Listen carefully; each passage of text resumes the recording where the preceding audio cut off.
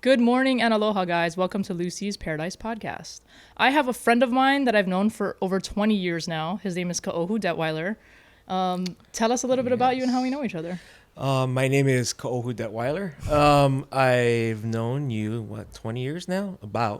Just about a little more than that, maybe. But we met in high school through Civil Air Patrol out at Wheeler, and we've been friends ever since. Yeah. That's Been crazy. a crazy, It's a long time. long road. Yeah. Yeah, it's been a long time. For those of you who don't know, Civil Air Patrol, it's like a cadet program. A lot of kids that want to like join the military or Air Force one day end up joining Civil Air Patrol, and it's a great program to be able to develop leadership skills and things like that. So Ohu and I got to really bond, going to that every single week together. So. Yeah, every Wednesday night. Every Wednesday, Every Wednesday night as kids, yeah. And then I'm still in the program. That's till this crazy. Day. That's crazy. I didn't realize I just hit that. my 20-year mark in April. So Wow. I'm now in Montana doing one of the search and rescue pilots out there. And so it's been really fun. Yeah. That's awesome. So tell me a little about like growing up here. Well, growing up here, like born and raised in And, Mililani, it was... And you're Hawaiian, right? Yes. So being Hawaiian, on my mom's side, and my dad not being from Hawaii, my dad's from San Pedro, California, which is like South Central LA, kind of Compton area. Oh, wow. So, my dad came here when he was in 8th grade, met my mom when they worked for now bankrupt airline. And they had us kids. And growing up in Hawaii, my mom and dad really made sure that we had well-versed in our culture, in our Hawaiian culture. So my mom comes from a long line of hula dancers and lei makers and things like that. My mom was she was the City and County Lei Queen in 2010. Wow. And so she made all us kids, including my brother, at least enter 1 year of lei making contest. I did it for 3 years. So did my sister. My brother did it once. But we definitely got into our culture that way. That's cool. Then of course she sent us to all like the Kamehameha schools, like explorations and summer school programs, and we did that a lot as kids too. So it's definitely, growing up in Hawaii was awesome. But what school did you go to? I went to Mililani. Mililani? All 4 years? All 4 years in Mililani High School. Trojan. Mililani. Trojan. Yes, I went for 2 years, and then I went to Lelehua for 2 years. Yeah, so. I remember. Yeah. I think we met when you were still at Mililani. I think then you went to Lelehua. Yeah, because I remember joining Silver Air Patrol. I was like 16, I think. It was Redona. Yep. Tommy Redona. Tommy. That suggested it to me, and he's like, "Yeah, you should just come or whatever one night." And I was like, "Yeah, okay." And he kind of explained it a little bit, but like not too in depth. And then I ended up going, and then like all you guys are super cool. So I was like, "Oh wow, this is dope." Yeah, we had Jake Dello. Oh shit. Tommy Redona, you and me. I still see him. It's crazy. Yeah. He doesn't age, dude. He doesn't age. He's Filipino. He's the same age as he was in high school. So, because I was 13 when I joined. And then after high school, you joined the military? So after high school, right? 2 weeks before graduation, I actually ended up not receiving an Air Force ROTC scholarship that I was banking on. Oh, sure. And I needed that to go to college to pay for school. Yeah. So unfortunately, I didn't get it, and bummed me out. So I did the next best thing. I was like, well, I don't want to pay for college, so I decided to enlist. So I enlisted 2 weeks before high school graduation, and I went off. So that was in May of 2009. I enlisted, and then I left to basic training in February of 2010. Dang. Yeah. I didn't realize you joined like right after high school ended. Yeah, almost immediately. Yeah. Damn, that's crazy. And then you did how many years? 12. 12 years. How was that? How was your experience? So I didn't think I was going to stay in that. I thought I was going to make a career out of it, actually. But then I got injured a lot, multiple surgeries, and my body just couldn't keep up with the demand anymore. Being a high tempo career field that I was in as well. So being in the guard and reserve status, I had the opportunity of being they call it weekend warriors, right? You go in your drill weekends, and I had a civilian life too. And that's when I got into civilian law enforcement, got the job in Montana, and I decided to call it quits with the military at that time. And got out in 21. Yeah. It's a lot on the body. It's a lot. Yeah, it's a lot on the body. There's Yeah. like no proper balance No, of the not at all. rest and recovery. None. Yeah. Resting, what is that? Yeah, there's no rest and recovery. And then, and I'm just curious because I've never deployed, but you deployed. Was there like a rest and recovery type period after that? Not really, essentially. We did get like a 30-day leave right after coming home, but this is before they implemented like a decompression phase. Right. Yeah. So yeah. now they have a It's a little bit different now. post like 2015 era, they started a decompression phase where they would go for 2 weeks someplace else, like Germany or like some other place, and just like an R&R, like a rest and Right. relaxation for 2 weeks, not really implementing back into regular family life in home, but you're kind of transitioning softly from high tempo to medium tempo back down to like low tempo. Right. And then you get back into the groove of things in your regular day-to-day life at home. Not with me. We flew from I left country, was in Baltimore. By the next day I was back in Hawaii. So it was crazy. Yeah, that sounds nuts. Yeah. So you deployed out of here? Yes. Out of Hawaii? Yeah, so I was in the Hawaii Air National Guard for my entire career. Dang. Yeah. It's fun stuff though. You've done a lot. And Yeah. then what do you do now? So I work in federal law enforcement. I am an investigator.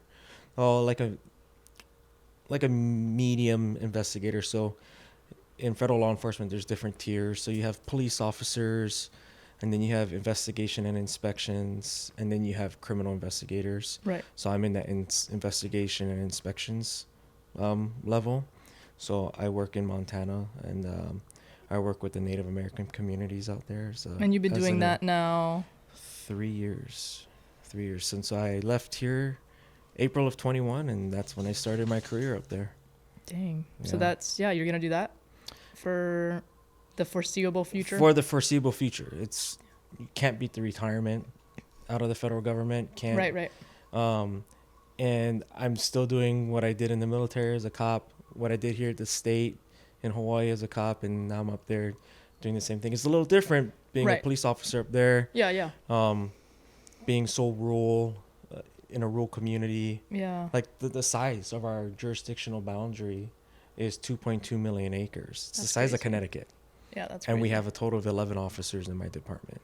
Dang. So we cover, Wow. 2 different shifts. So you're talking maybe 3 officers a shift to cover 2.2 million acres. Dang.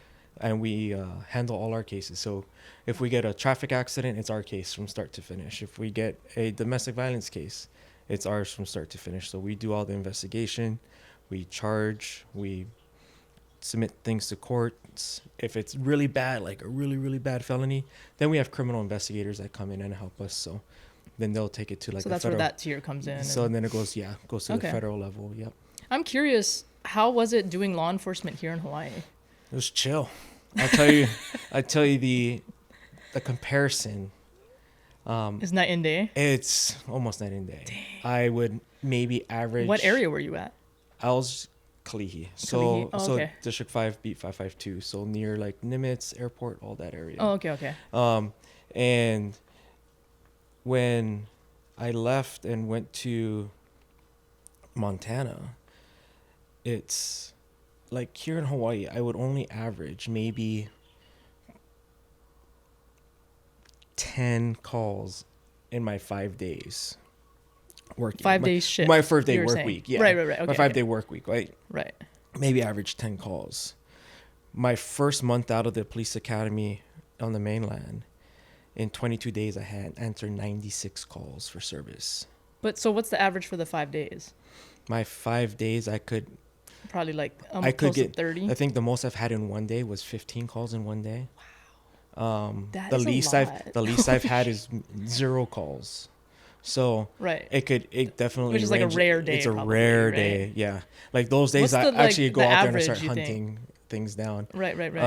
Yeah, you should always be actively like patrolling in some sense. If I get bored, I just go out and start running traffic somewhere. But Right. but like an average week anywhere ranges between 7 to 20 calls per officer per week.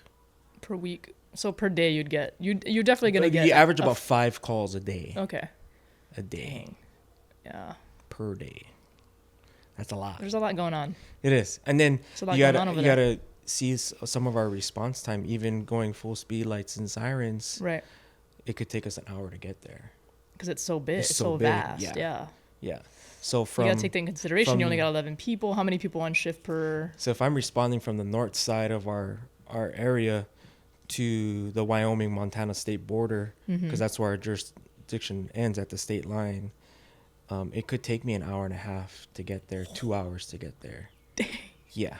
So it's definitely, I definitely have to stop in between. I have to stop in between to get, I would have to stop in between to get gas.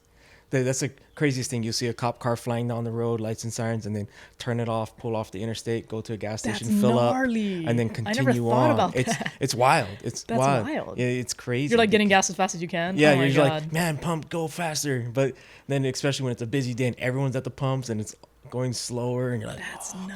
Like, come on, I gotta this is life and death right now. It's almost like just carry gas in the back, and then just like pull over and like I do shove it in there. In the back of my, you know what I'm saying? Just like a little bit of time saver. I mean, not that it's gonna make a crazy difference, but sometimes on certain calls, right? Like the 5-10 minute gap could mean a lot. I do carry a 5-gallon tank in my back because we are like in rural areas. So let's say I'm on a scene for a long time, my vehicle's constantly running, right? Because I have all my radios and stuff on it. Right. So it's constantly running, and there's some days where we're not close to a gas station. So if I see it running down, I'm like, I dump that 5 gallons in, and I'm like, all right, it's going to get me to the closest gas station, and I fill up wherever. I think it's so funny that like we both got into like law enforcement in the military. I would never have thought you got into that. Yeah. I didn't. When I saw that you were an MP, I was like, no way, Lucy. Yeah. An MP. It's funny because like, even though we've like remained friends all these years, like we weren't always in like super hardcore communication. Like I kind of like saw a certain thing, but like even then, like I'm not even like really on social media a ton, so, but that's crazy. That's so funny. Yeah. I find that funny. Well, I didn't want to be a law enforcement officer. That's right. You told me. That was not the plan at all when I joined the military. Right. It was just the timing, right? I wanted to be a loadmaster or boom operator or something in aviation. Yeah. And that they were like, no, like we talked about, like it was timing. And in 2009, there wasn't a lot of job openings then because everybody was in the military or wanted to join the military because it was the height of the war. And they're like, hey, you got 3 options. And they gave me my 3 options, and I chose the better of the 3. My options were not the best. They were like pest control, like the Orkin man. And it sucked. Administrative assistant. I didn't even know they had that job. Pest control. I would have picked that.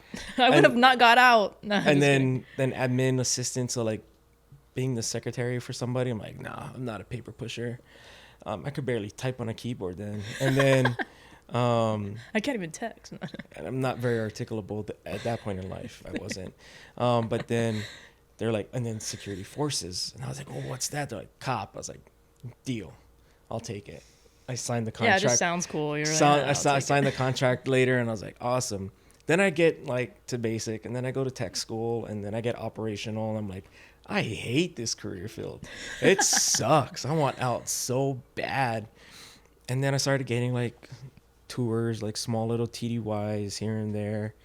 And then I got to, we called it Operation Deny Christmas when Obama used to come here every year for Christmas. Remember those? Yeah. Oh, and we would sit on the tarmac with Air Force One, and we had jets on the flight line that were armed, so we had to protect those. And then I started getting deployments, which was awesome. Those were fun because it was tax-free and the money was great. And when you're in your 20s, bringing home $70,000 in 6 months, it's definitely awesome. Yeah. And I was living at home with mom and dad, so. Oh, nice. I had no rent. Yeah. That's good. And then you got to, support the single moms at the strip club. No, just kidding. Well, I was anyway. Baltimore, Maryland. The gentleman's club over there was not. Yeah. Single moms need support. Yes, they do. They do. They make a lot of money. It's entertainment. I don't know. A lot of dollar bills went into the. Anyway, I probably shouldn't mention that on my podcast, but I don't live that life anymore. I try to live that out. more Christ-like, but I had my days. We did. That's what the 20s were for. And now we're in our 30s and we're all like, we lived it. Yeah, I gotta like not go. I can't be seen in there. No more. That's hilarious. By the way, they said they're like gonna come get him soon. So, let's see. Dang, that's a crazy. How many deployments did you do? I did 2. And then my last one was, I traveled a lot on my last one. So I was based out of Qatar, IUD Air Base, Qatar, which is a small little peninsula out next to it's like east of Saudi, north of UAE, United Arab Entities, north of Yemen, south of Bahrain, south of Qatar or Kuwait. And so I was attached to a C-130 aircrew. So I was a police officer attached. So there was always 2 cops attached to every single airframe except KC-135 tankers and those jet fighters and bombers.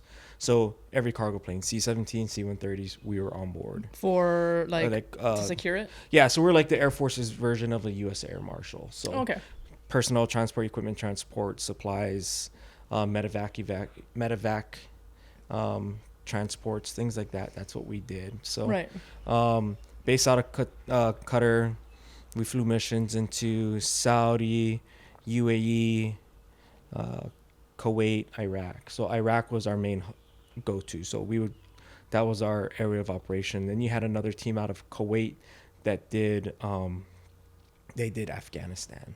So because they were closer. Right. So they would do Afghanistan, and then we would go past them, and then we would do Iraq. So how do you feel about having like all the responsibility? I think that's kind of was getting me it was towards the ending of my career. It was like, well, when I realized that while I was on duty, I had a little bit more authority than a commissioned officer. Because you probably ran into it where you're like, oh, I'm a captain. Do you know who I am? I'm a lieutenant. I'm like, dude, yeah, I mean, I could give a general a ticket. Doesn't matter. Yeah, and can't do anything. I was like, hey, I pulled you over. Can I? No one is above the law. Can I get your ID? And they would always look at me, and I was a senior airman at the time. They're like, oh, you're just a senior airman. I was like, yeah, I'm also a cop, and I can also put you in these shiny bracelets. So, and like I've been a cop for so long. I have like this wittiness about me, and I say things that come out. And you're like, dang, that's not. I shouldn't have said and now that everything's recorded, it's kind of crazy now, because like there's recordings of me telling an old lady, she was obstructing, and I was trying to arrest her daughter, and she's like, you're not arresting my kid. I was like, too bad, you're coming with me.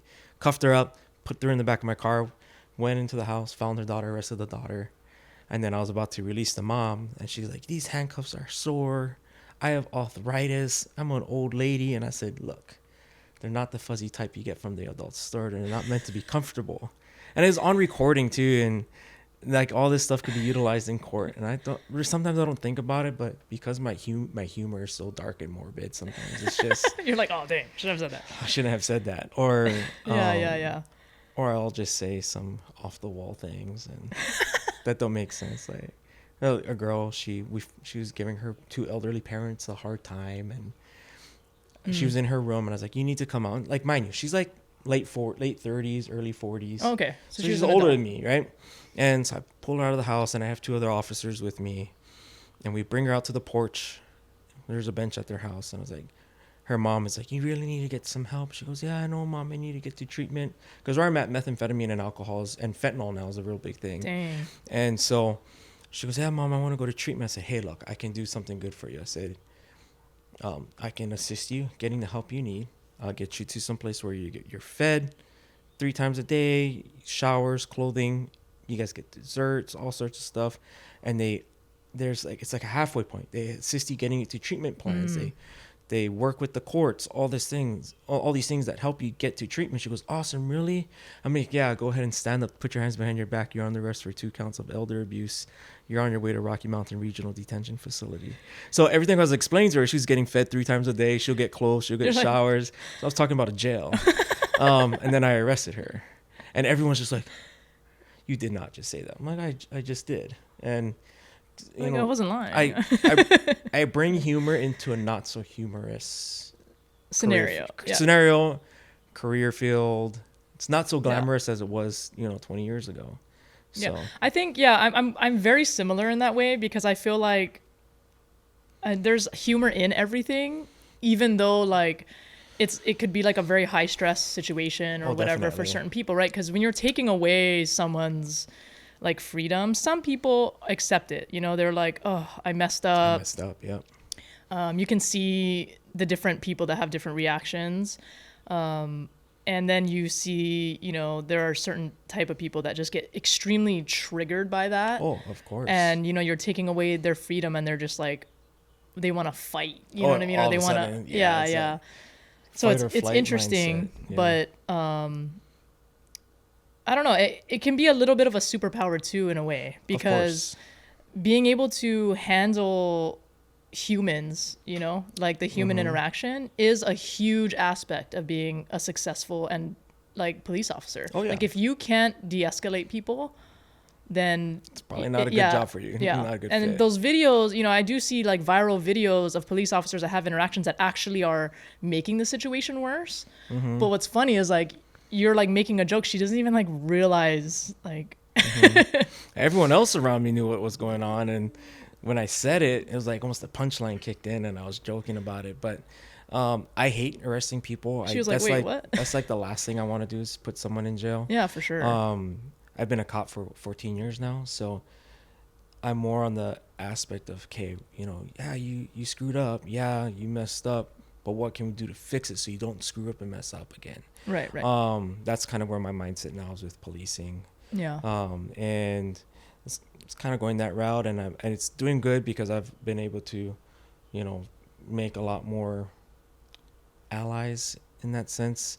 Because the community I'm in it's rough. It's rural. It's like a third world. Well, it's never fun when people are hating on you. Oh, of course, all the time. And having that social ability to be able, and I would have calls, over here on AMR and stuff, where the neighbors were so cool with me that like as soon as I showed up, they're like, oh, it's Dorado, come on, and all the neighbors would like come and like tell me what happened, like because they knew like I'm the type that's gonna listen. Mm-hmm. Like what all the detail. But you know I think what I mean? the difference between like with you and I and like other cops is like we grew up here. Yeah. I think the culture and the mindset here is different. The way we grew up was okay. Your respect for your elders, your older people in your family, like everyone's uncle and auntie, right? That's a sign of respect, And we grew up in a time in the 90s where respect was everything, and you got punished for what you got punished for, and but then we also grew up spanked. We got more than spanked, but I was a very bad kid, and I just got the bull whip on me all the time. But we grew up in a place like Hawaii, as a place where we had that aloha, we had that compassion towards others. We didn't grow up hating people. We didn't grow up like chips on our shoulders. And race wasn't a big thing here. No, not at all. Because everyone's mixed. Like it doesn't make sense to hate anybody. Exactly. And you just it's like it's more of a person thing, not anything to do with a racial thing. And then I go over to the States, and they're just like, holy man, it's crazy. Race is a huge thing there. And I was like, wow. And it's even more so, I work in Native American communities, and just even amongst the different tribes, they hate each other. Yeah, wow. Because they're like, our tribe is better than your tribe, or right.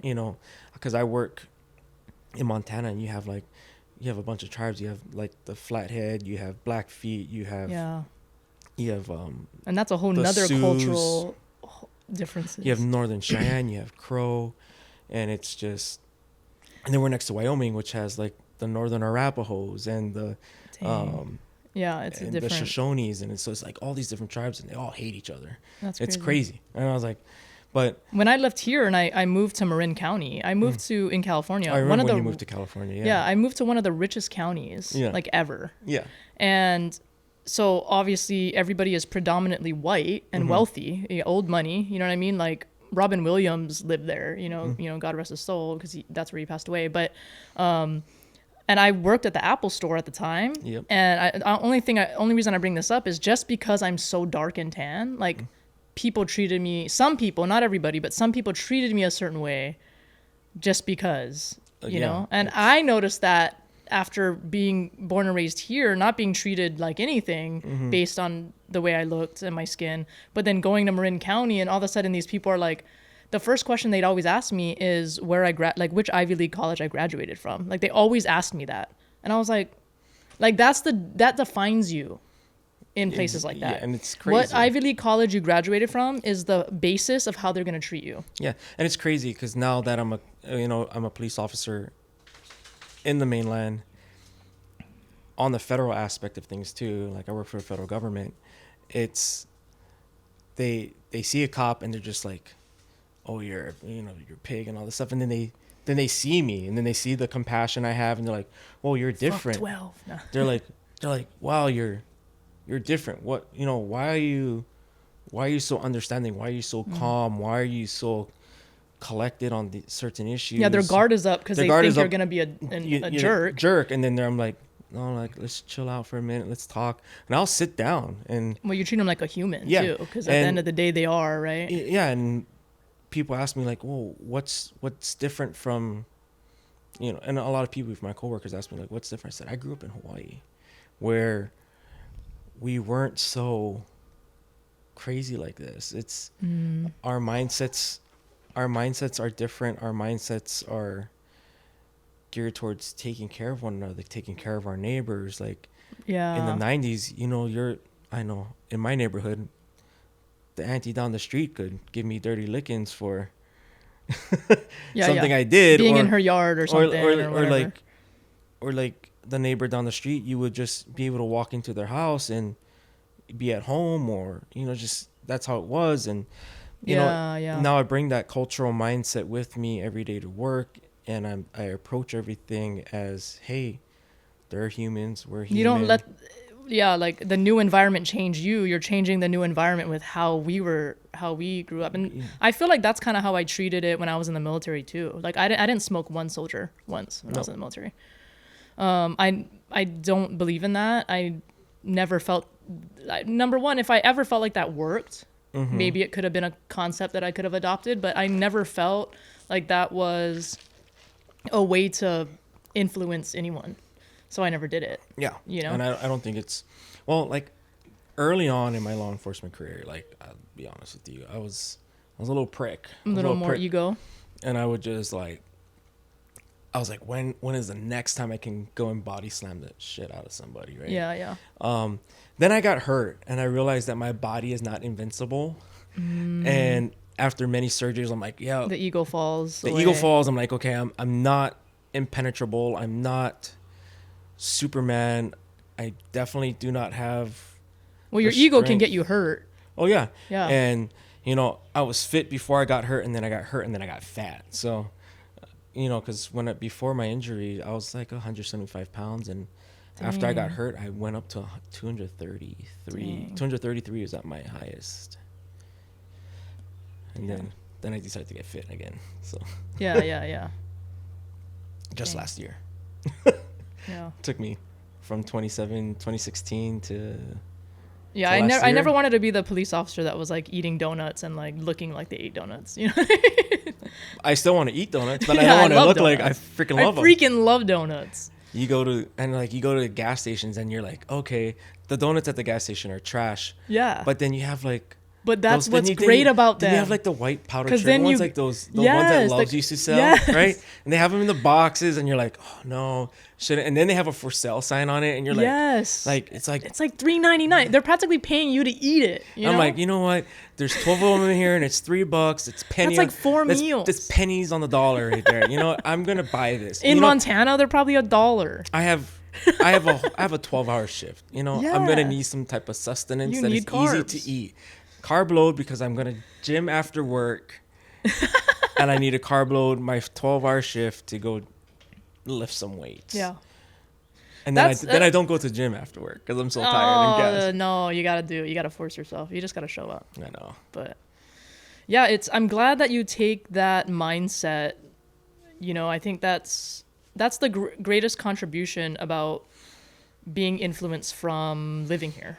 Oh yeah, definitely. You know, that's our greatest like advantage and like superpower. I think it's a good, it's a in a it's a way. tool, you know. Yeah. And I know It's like a spirit that you bring, and people don't understand what it is about you, but it's like, it's just because I'm trying not to judge anybody else. Like, yeah, you broke the law, but it's like at the end of the day, you're a human being, and it sucks that I have to like do this, but at the end of the day, it's my job or whatever. Yeah.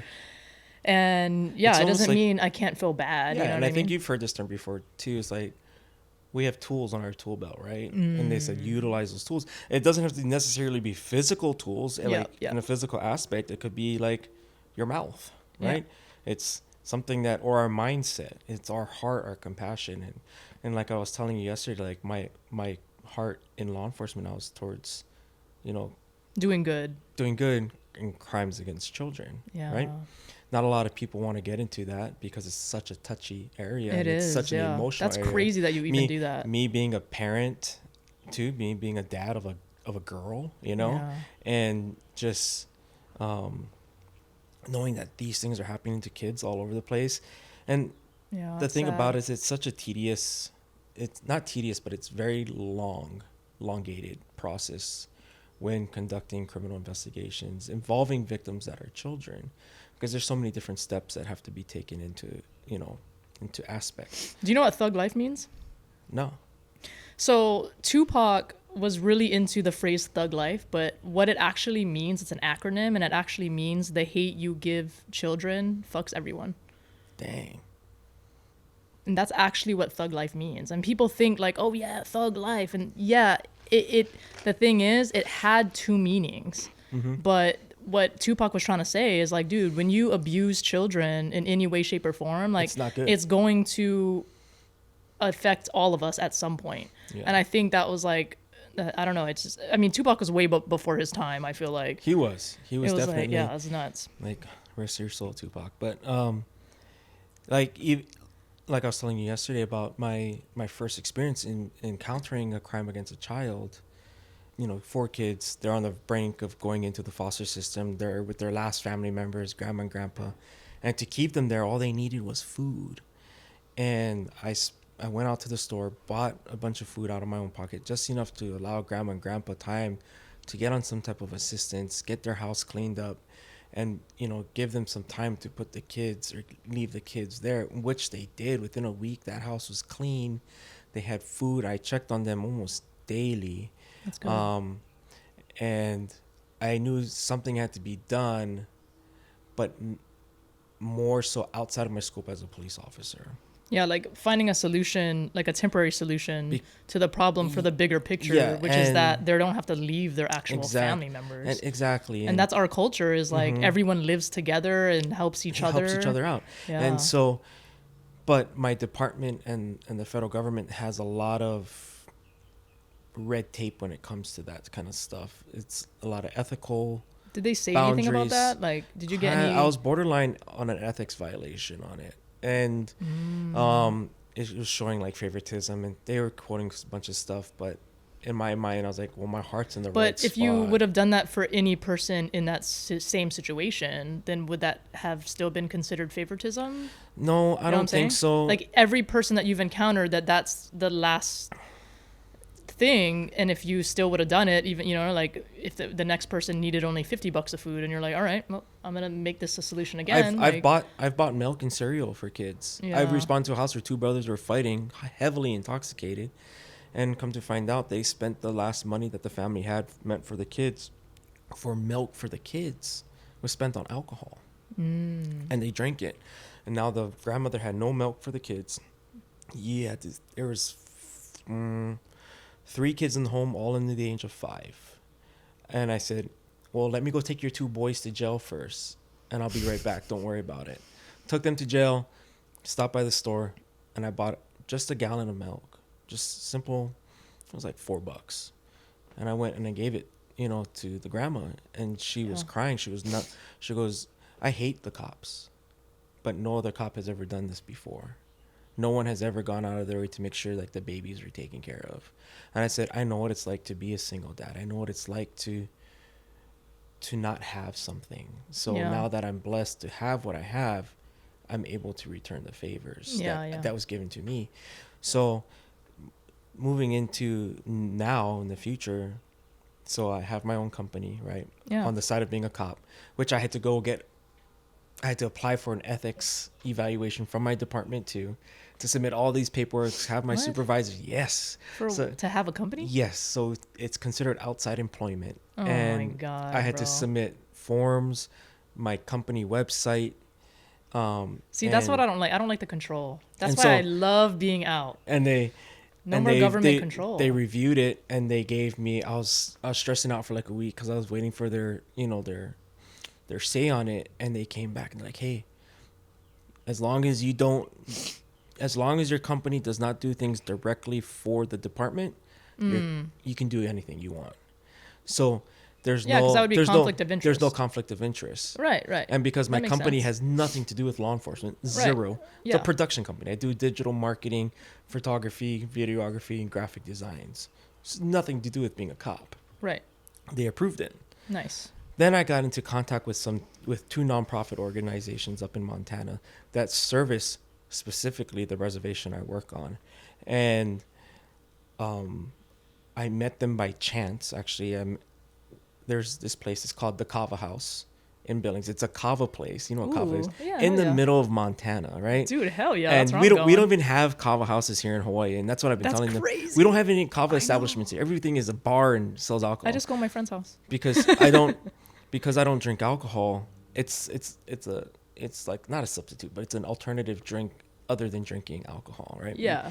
And it kind of makes me sick once in a while. yeah, if you drink too much of it, it's like Yeah. drinking dirt. Come on, you're Yeah. essentially drinking dirt. Shout out to Villy, by the way. You have the best kava. yeah, and then Toonie and his folks at the Kava House in Montana. So Hell yeah. we have, I was going there. I met some friends there, and then this friend of mine at the Kava House, she introduced me to these two individuals that they own two separate nonprofits Oh, nice. that service Native American communities. And when I was telling them my story about the 4 kids and what the deciding factor was food, right? Yeah. It was just food. And they heard where my heart was, and now my company, we're now working in a working phase right now, and it's coming out soon, hopefully, where I'll do the marketing for it, but their companies, we're going to start like a nonprofit food drive, non-perishable food drive. Wow. That's and amazing. what we're going to do is we're going to donate that food to our social services, so our child protective services department, where We'll have a store of they food. can Wow. accept donations. I can't as a police officer, but my company can market for these two nonprofits where we can do food drives and things like that, get a whole bunch of food and give it or donate it to our social service workers. And when they go out on calls and the deciding factor to keeping the kid there is food, There's a resource. they can go back to their office where they will have a stockpile of whatever Wow. it may be, canned goods, and then get something that will last them a couple of days, a few days, or maybe a week, and give it to the family. That way the kids are not having to be removed or placed in temporary placements or emergency foster care. Yeah, because that's extremely traumatizing It for is. children. It's crazy. They don't know the ones that don't know what's going on because Try they're too young. try to take a 2-year-old screaming baby away from their mom, and that's mom to them. Yeah. And then you're ripping that kid out of the mom's hands That's crazy. because mom's about to go to jail, and then we have to remove him for the safety of the child. Like, yeah, mom messed up. We have to take it's a heartbreaking feeling when you see that, especially as a parent myself. I don't ever want to see that or wish that upon anybody. Do you ever get like super like emotional in those moments? Like, No, are you good at really hiding it? I'm really good at digging a hole and putting it there. I think Do you that's like cry later or? kind of. I guess say I'm just curious. I'll go home and cry. Just sit in my room and play my guitar or something. But Yeah. it's as a cop, When you're on the scene, you're like in a different mode. You're in Because that's what different I would mode. do. I'd have to be like a different. You have to. Almost like I was playing a role or something. You have to channel that energy someplace else. Yeah. But now that I see where my expertise, I guess I want to say, or where my heart is, where I can service the best, Yeah. and use my services the best it can be utilized. Yeah. It's awesome. It's an awesome feeling that I can utilize my company, which, Yeah, definitely. I market my company as a low cost marketing company, because you have marketing companies out there that charge thousands and thousands of dollars. I'm there to help the small guy, right? And I have no overhead costs, That's smart. zero overhead costs. So everything I do is at little to no costs, and a lot of my time is donated. And I think, and a lot of people are like, stop donating your time. You need to make money. I said, I have a full-time job. Yeah. I don't need the money. Yeah, if I can yeah. help somebody out, I'm going to help somebody out. Yeah, I think yeah. that's goes back to us being raised here in Hawaii, right? Yeah. If our neighbors needed help, we were there helping them, you know? Like my dad was he was installing a greenhouse, and he was digging dirt out. And my childhood friend next door, you know, he just happened to be home from work, came over and helped my dad. My dad's in his 60s. He's retired, and he's shoveling 5-gallon buckets of dirt. Oh my God. Transposing it. Dude, so, tell your dad, call me if you need help. and so I do that shit for fun. And so, you know, like my dad, you know, the neighbors would come out and help my dad. And, you know, my parents, you know, they're helping me raise my daughter, right? So, you know, I became a single dad 2 years ago, and my daughter has been living with my parents ever since, full time. And so, like the other kids next door, they'll come in, you know, recycling cans and bottles, right? My parents have it in their patio, and the kid from next door will come over and sort it all out and take it to the recycling. My parents let them keep it, you know? Nice. So just like neighbors helping neighbors, I think that's where it comes down to. And I think definitely. our mindset of, you know, everyone's family, like the Ohana mindset, you bring that in culture. Some way, you bring that culture and that mindset to work. I think a lot of things will go better that way. And that's what I try to approach everything nowadays. My boss sees it. He's like, I like how you approach it. Not a lot of people like my approach on policing, but because some people want me to be rough and tough, and there's a time to be rough and tough. There's a time to be assertive and aggressive. It's almost like, don't take my kindness for weakness. Exactly. You know? Like, just because I'm kind doesn't mean that I don't have a boundary. Like, I arrested this guy like for reckless driving, DUI, had his kids, his wife and kids in the car. And so, but he was so placid, I had to take him to the hospital first because he was so intoxicated. At our time at the hospital, we're cracking dad jokes with each other. And by the time I got to jail, he went from 9 charges to 2. I decided to take away a bunch of those charges because I'm like, you're a regular human being just like me. Yeah. And, you know, I got to talk to him and, you know, hear where his heart was. And I'm like, yo, dude, it's like, and I'm pretty good judgment on people. Being in the job for so long, and he's like, you know, I've just been having a rough time, and my coping mechanism's alcohol. He goes, but I love my kids, I love my wife, I love my family, and he's definitely, and I've never dealt with him before, so if I don't deal with you, that's a good thing, right? Because we have our regulars, right. It's the regulars are like, bro, come on, I told you already, you know, you can't be doing this again. So, and he wasn't a regular, and he was, you know, we're cracking jokes with each other, and so by the time I got to jail, he had like 2 charges. One was a DUI, which is it's officer discretion. It's 5 days in jail and a $150 fine, and the other charge was, I think he got like 10 days, and so he spent a total like 15 days in jail, and that was it. He was out. Just a little time out for him, but instead of hey bro, I me charging him with again, me charging him with 9 counts, including child endangerment, would have put him in jail for at least a year. I think. I think there are some people that can learn from a rock bottom. Oh, heck yeah.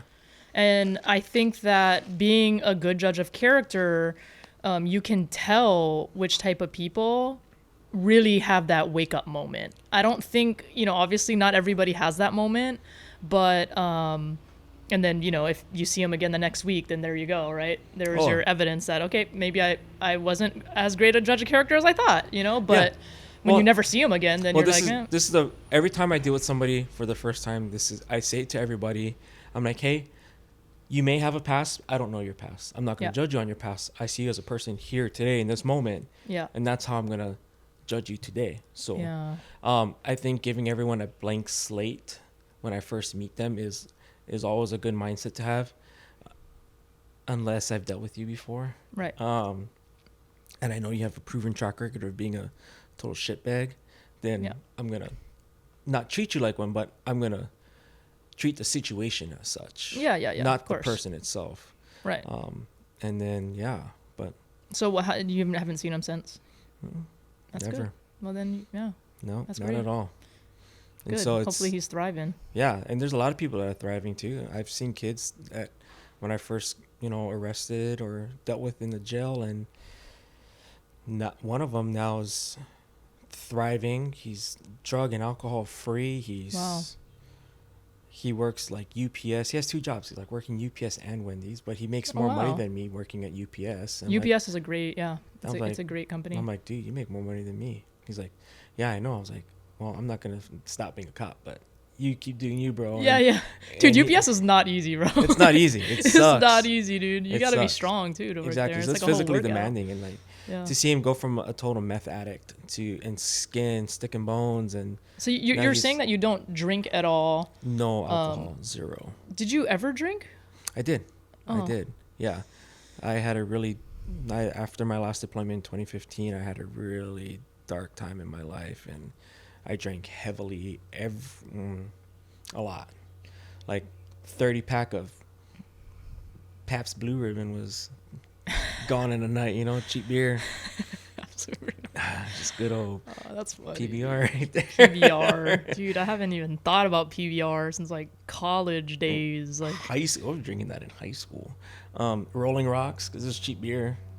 yeah, I was drinking stolen 40s from times. Yeah, I didn't Good-o. steal them, but I acquired the stolen alcohol. And Yeah. definitely drank it. Exactly. But, I It drank. tastes better when it's free, guys. Yeah, Like, come on. I drank a lot. Dang. And then What made you want to stop? Like, did you have that or it was just it was. just a self-realization, or did something? Was there like a moment that? There was a situation? moment, like a family situation that we had, and like it was super super touchy, where essentially why my daughter lives with my parents now, and I couldn't be around, and then I just over time I matured, and I realized that alcohol wasn't the thing, and Yeah. I think the culture here too, like, glamorizes it a lot. Oh, heck And yeah, I remember it's- growing up seeing a lot of my uncles intoxicated, and as a kid, just like I didn't find it attractive. cool. And then Every party had a kind green of- bottle, yeah, and subconsciously adopted it a little bit, and then now I'm like so Against over it. it. Yeah. I think when you get into our career field and you see many DUI incidents, accidents, especially now where I'm at, I've had DUI accidents that resulted in fatalities, and Oh yeah, I'll it's- never get behind a wheel. It's so detrimental to someone's family, their future, and their life ahead of them. And I haven't drank in a long time, or not. Well, 3 years is a long time, but it kind of puts me allows me to think clear every day. Yeah. And For then sure. You just feel good too. I don't like being hungover. I It's hate not the a- hungover it's not a feeling. good It's feeling. not a good feeling. You're popping ibuprofen and Excedrin, and the next It's- day trying to I- just I- stay it's- afloat. The thing that gets me the most is the wasted time of recovering after Oh that. yeah. It's Like, I'm like, dude, I could have been so much more productive. Mm-hmm. So for me, that's why I'm like, eh. Like my friend and I talked about not drinking like in March. He was like having trouble like stopping, and I was like, oh, I'll do it with you. I won't drink for a year. And now I almost have like no desire to even do it ever again. And my mom teases me. She's all like, "Oh, do you remember when you were on your downfall of drinking? Like, not downfall, but I want to say like when I was starting to not drink as much anymore." She goes, "You would crack a beer open, like a can of like Longboard or something," and she goes, "You wouldn't even finish it." I was like, "Yeah, it's true, because I can't. I can take like a couple sips and I'm done, and that's it. It's not that I'm drunk already. It's just like the taste. It's just, I can't." And then beer makes me gassy, so I just don't drink it anymore. Yeah. It's not a desire, and now I drink kava and kratom almost every day. Oh shit. Every day. What is kratom? Kratom is almost like kava. It's like a root as well. Oh, it's like a root. Comes from a plant, and they extract the kratom. They put in like extracts. They put it in powder form, and they brew it into teas. So You just like work for the federal government. You're trying to do anything that's like not drugs. yeah, anything. It's Give me that natural root. yeah, and so people are like, "What is kava?" And I was like, "It's dirt water." And like I got my Essentially. boss onto. So my boss and I are in there almost. My lieutenant and I are at this place almost every day. And you know, Because there's nothing. It's not illegal. it's not. It's almost, Yeah. and then the place where we go to, in the kava house in Billings, it's they brew their own kratom tea. So they have Oh, wow. they have teas, Ooh, that sounds good. green and white teas, and they have a really like very potent one's called, it's a red tea, but it's got kratom in it. And me being a veteran, combat veteran as that, and having a ton of like mental health issues that came It's with relaxing, that, right? it's very relaxing. The VA, for instance, they wanted to put me on all these types of medications like Prozocin and like all these other types of like antipsychotics and antidepressants, and it makes you feel like trash. Yeah. And I didn't want to feel like that, and so I started drinking kratom, kava, even lotus, putting lotus in my drinks. Ooh, I've never tried that. I definitely feel the difference every day. Yeah, I like it's better to go the more natural. Oh, it is. You know? And I've natural completely route. told the VA, you can screw you and your medications. I will not take them anymore. I refuse to. And I think my mental clarity is a lot more better now. It's a lot clearer. I'm able to think a lot better. Being on kava and kratom on a daily basis, it's definitely helped me, like mindset wise, concentrate, think a lot better, and kind of just do every day-to-day tasking without having to fear anything. My anxiety levels are way down, more down than what it was when I was taking medication. So definitely it's a tool. It's also used as an alternative drink if you're trying to get off being on alcohol. Yeah. A lot of people use in Montana, of course, like alcohol is big in Montana. It's like if you're not drinking, you ain't a Montanan. And yeah, so it makes sense to like find a better DUIs, alternative. and it's a great alternative. And my buddy Toonie did a really good job at bringing that culture and that family and Ohana mindset to Billings, Montana, of all places. And now it's branching out, which is That's really awesome. really good. And Toonie, he's from Hawaii. He's from Big Island, and Oh, wow. we end up in Billings, Montana, and he that's opened up funny. this establishment. And he's from here. Okay, yes, I didn't he's get that from part. he's from here. And That's badass. and he opened up this establishment, and there's 2 of them now in Billings, and it's very popular out there amongst the people who are trying to get off drinking alcohol. And it's a good alternative because you get the feel good feeling, but it's not intoxicating. Right. And that's the plus side of it. Yeah, I remember just feeling like just ready to sleep or something. It relaxes you tremendously. And but I couldn't imagine like even getting mad or anything like that, Which I'm not really an angry drunk anyway. And I'm like a happy drunk. And they've created an atmosphere there where everyone's safe to come, and they do a great job. You have, so they're almost like a franchise. So the main location, this guy Shane runs it. He's an awesome former MMA fighter. Oh, wow. Former drug addict and like heroin user type of thing. And he's now like alcohol and drug free. Wow. And he runs this kava house, and he's seen so much, advantages to it that his buddy Will just opened the downtown location in our city. And they both are, MMA fighters, and they come from that, gym mindset, and everyone there is so healthy. And that kind of moves me to where I started going to the gym. Yeah. Because I was talking to Shane one day. I was at the kava house, and I was like, dude, man, I just feel so sluggish, and I want to get healthier again. And then, so he's this fitness nut too. So he's like, man, you should try this. And so I started going to the gym, and then I showed you the pictures. I said, hey, man, I was a chunky monkey, and I went from chunky monkey. It's just a circle. My mom and I were talking about this. Like, it really just becomes a circle. Like, you start going to the gym, and then you really just start realizing, oh, wow, now I'm hungrier, but now I'm not really hungrier for all that stuff that's going to counteract what I just did at the gym. So now I want to eat the healthy stuff. Then you start eating the healthier stuff, and you start going to the gym, and then you start sleeping better, and then you feel better. And then it's like a circle. Oh, yeah. And then the same thing with drinking. It's a circle. You drink, and then you're hungover, and you don't want to do anything, and then you're not productive, and then you get depressed, and then you got nothing done. and then you feel bad about yourself, and then you drink again, and then it's a circle. I went from so it's a funny thing, going back to that picture I sent you this morning. Oh yeah. So that was at the wing headquarters office. That was right before we did what was it? I think it was RCLS. I gotta show those on camera if you don't mind. I mean, it's more embarrassing for me than it is for anybody else. I think I was wearing skinny jeans and we are doing a skit. If I'm not, it's that first picture. I don't know what. In the jersey? No, yeah, you're in the Romo jersey. And that's what we were doing. We're at wing, all right, I don't know if this camera can get it at some point. We're at wing headquarters. But we have. It was at Don't Hawaii. judge me, guys. I didn't know shit about football, and I was a Romo fan because my dad liked the Cowboys. Okay, now I'm a Saints fan, so relax. I think I was wearing your pants. I think those black jeans were yours. See, that's how skinny I was. We could wear each other's clothes.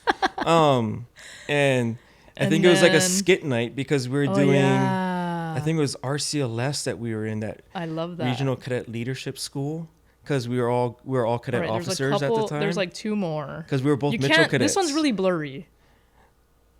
Oh man, you and that side comb. Wait, or you had that. or is it? You had the Blink 182 across the bangs across the eye haircut. I'm so out of regs. Okay, there's one more of me. You can't really. It's blurry, so I'm in like the top left. Yeah, you're in the top left as much as you can see and it. I'm the bottom. And then left. I have one more that is like kind of a fat picture of me. So y'all are getting some exclusive content. And you had like here. thunder thighs then. Well, what's Dude, what's with me and my bro. I was what's fat. with me and my skinny jean days? God, it's okay. Gosh. I was fat, you were skinny, and then we switched lives. We switched lives after we swatched lives. Swatched. Okay, the last one, this one. So we're like marching, and I'm like, That's at Hilo. I'm the big girl in the front. That's in like the white. That's like what the hell am I wearing? I don't know what you're wearing, but that was It's fine, guys. Just judge me. This is my old life. That was. I was like 18 or something. I don't even know. That was at Hilo Airport. Before we went to KMC for encampment that year. That's crazy that you remember. Yeah, like, you my have memory an exceptional memory. It's crazy. I remember the dumbest things. You have an exceptional memory. And then that one where we're in our blues, that was at KMC, Kilauea Military Camp. That was like our graduation night. Oh. From encampment, because I think you were like a flight sergeant, I think, during that one. Probably, yeah. My second one, I was a flight sergeant, and then the last one, I was the cadet commander. Yeah. So, gosh, man, we went through a ton. Oh, I can't believe me and my skinny jeans, gosh. We've known each other a long time. We were kids. That's crazy. Teenagers, little babies. Dang. And then now I just want to ask you before we end the podcast, some of the Hawaii things going on. I kind of wanted you to weigh in on it. Yeah. What are your thoughts? So, like, first of all, the Hawaii water crisis. The water crisis, I think that's ridiculous. It's crazy how that amount, like, you're talking millions of gallons of fuel, and it's scary. There's JP8, that's Jet A fuel being leaked. It's scary because it's like, what are the effects going to be 20, 30, 40 years from now? And it was like, right that's next, what I'm thinking and it was about. right next to an aquifer, so our watersheds. And for those of you who don't know, Hawaii has a natural aquifer system. Yep. We have natural watersheds. So whatever rainfall fell, let's say it rained today, 10 years from now, that water's coming through your that faucet. That jet fuel, is in the earth here. It now. didn't. And Hawaii has a natural. You can't just dig it out. Like no, it's not. Like it's a fossil or something. And the thing with Hawaii water, it's naturally filtered through our volcanic rocks into our aquifers that are then pumped out into these homes. The one and we're sitting on Red Hill right now. Where these fuel tanks are located. Funny story. I'm like a history nerd too. No, you're good. We had these fuel tanks were being built during the attack on Pearl Harbor. Mm-hmm. And they were built in the mountains with pipes going down to Pearl to shield it from the Japanese. And that's why they were built here. Mm-hmm. So you're looking at these fuel tanks are from the 40s. Yep. It is 2024 right now.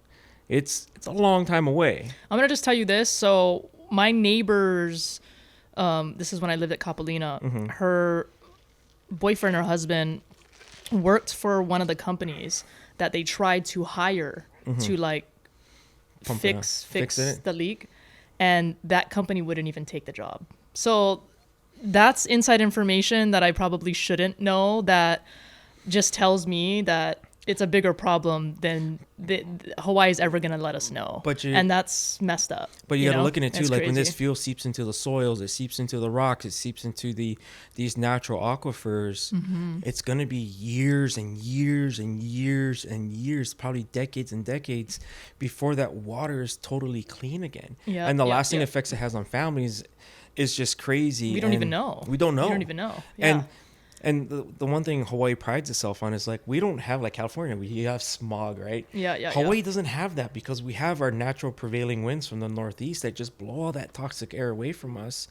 But we also have some of the freshest and cleanest water. But now this whole system, this aquifer system here, the Mauna Lua Red Hill area, is totally tainted. And it's the water system that provides water for military housing all the way to like Kapilina, you know? So from Red Hill all the way across Pearl to Kapilina, all these water systems are now tainted, and it just not affected military families, it affected civilian families as well. And it's a mess, and it's still a mess. And, you know, it's something that's going to take years and years and years to rectify, I believe. Do you think so that there's an investigation going on right now with the Navy. Do you think the Navy's going to win that, or do you think? I don't think they're going to win it, but I think they want to keep it hush-hush as much as possible, so they may settle it. Clearly, They may settle, but, you know, the military is not used to being sued, you know? And so when they're sued and they're kind of backed into a corner, I think they may be pressured to even settle or maybe take it all to a trial, but I wouldn't. If I was in the military, I would just like... But what's crazy to me is nobody talks about this stuff anymore. No. They stopped. And that's for me, that was my primary reason for creating a podcast, because I want to talk about this stuff that for some reason remember as kids we could just drink out of a water hose and it was totally perfect. I ain't doing that no more. Not in this area. Unless there's a filter on that water hose. Nope. And I still don't want to do that. Nope. That's questionable, you know? So it's kind of like restoring it back to that. Again, I think would be the end goal, you know, bringing Hawaii back to its not totally to a natural state, but bringing Hawaii back to our water system being one of the purest water systems in the world. Right. Yeah. So what are your thoughts on the Haiku stairs? Haiku stairs, I think it's a very dangerous hike. But for them taking down the stairs, like, do you think there's a point to that? I think it is, because Border Water Supply owns that property. And I think if anything happens on that property, they can be sued liability wise. Right. And coming from, like, my dad, he's a retired fireman for City and County of Honolulu, right? He was a retired fire captain. And knowing what it takes to send these folks or firefighters and first responders up there to retrieve people that are either fallen, hurt, or even have... it's a fatality. Right. It takes resources. It takes a lot of resources. And it's a lot of money just to put the helicopter up in the air. That's thousands of dollars. You think it's worth the millions of dollars to just take it down? I think so. And I think the state should also encourage hiking in sanctioned, safe spots, like Sacred Falls. Like, that was a really bad accident, you know, when it did occur. And, but like, promote safe, like, really nice hiking. We have one of the best hiking spots in the world, but promote the safe hiking spots, not the ones like what is that one you go off on, you know, Like, or the Pali Lookout. Palipuka? Yeah, the Palipuka, right? Yeah. That's a dangerous hike too. People can fall off the ridge lines over there. And it's very windy. I think that's what makes that one extra. And, you know, and then when you go and it's windy and then it's like wet, that's not a good time. And I think a lot of the problem too, coming from a first responder aspect and search and rescue, and coming from a kid who grew up in the shadows of a fireman, I think a lot of it comes down to now social media, man. You have people coming here and they're posting these crazy hikes on social media, and people are like, I want to go do that. I want to do it. I want to be and then they're not educated. Clout, you know, I want to have the next best hike video on TikTok or something, and they're not educated about the area, the land, the terrain, and then they get themselves into a pickle and they can't get themselves out. Yep. Definitely. And I think like safe hikes, like the hikes that are known, that are marked trails, like stay on the trail, you know. Don't make your own trail, because you get lost. And then we're going to have some people come out and find you. And that's so embarrassing. Can you imagine? Yeah. But a lot of it, a lot of the people getting hurt and lost up on these like Haiku stairs is people not from here. And to get to Haiku stairs, they're crossing through people's private properties, their houses. They're going in people's backyards just to get to the Haiku stairs, which is unless you go the back way.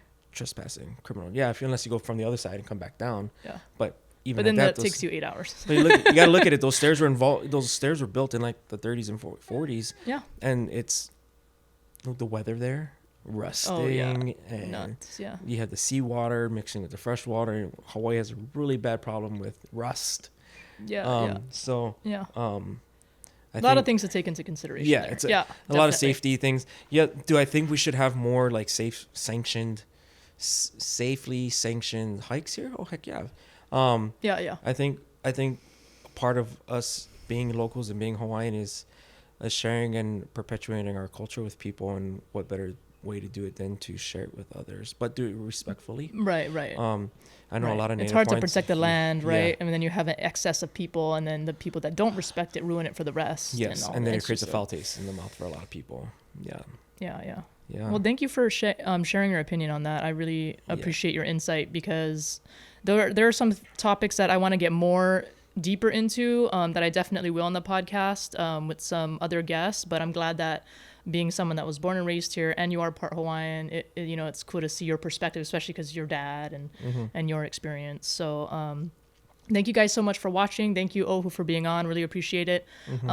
Please like and subscribe. Thank you guys so much for watching Lucy's Paradise podcast. Aloha.